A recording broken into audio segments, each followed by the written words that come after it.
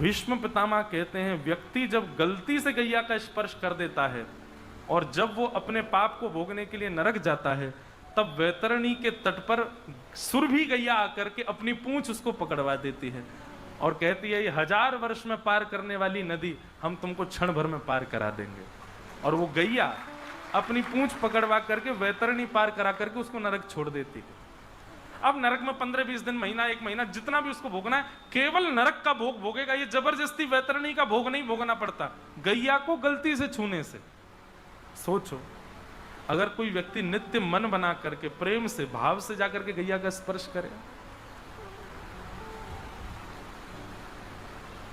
गाय साधारण नहीं है भैया। हम मानव सब चीजों पर ध्यान दे रहे हैं, मंदिर बनने चाहिए, हमारा सनातन धर्म बचना चाहिए, तिलक बचना चाहिए, ब्राह्मणों का बल बढ़ना चाहिए, वैश्य क्षत्रिय समाज सब अपने अपने भाव रख रहे हैं, सब चीज पर ध्यान रखा जा रहा है, लेकिन गैया पर बिल्कुल ध्यान नहीं दे रहे हैं हम लोग। और क्षमा करें, इसीलिए मुझे लगता है कि आज भी मीराबाई जैसे भक्त हैं, आज भी सूरदास जैसी भक्ति है, पर ठाकुर जी फिर भी निष्ठुर होकर के क्यों बैठे हैं? बोले क्योंकि मेरी गैया प्रसन्न नहीं है। ठाकुर जी इसीलिए रूठे बैठे हैं हम लोगों से।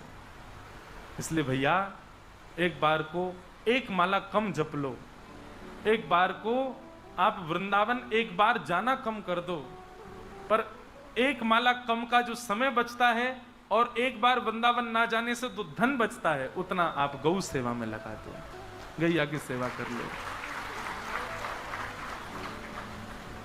गैया की बात होती है ना, तो मैं देखता हूँ श्रोताओं को, आधे लोग तो यूँ सुनते हैं, आधे लोग यूँ सुनते हैं, आधे लोग यूँ सुनते हैं, उनको सीरियसनेस आती नहीं गैया के नाम पर याद रखिएगा, जब तक आप गैया के लिए सीरियस नहीं हो गए, गैया के लिए आपके मन में प्रेम नहीं आएगा।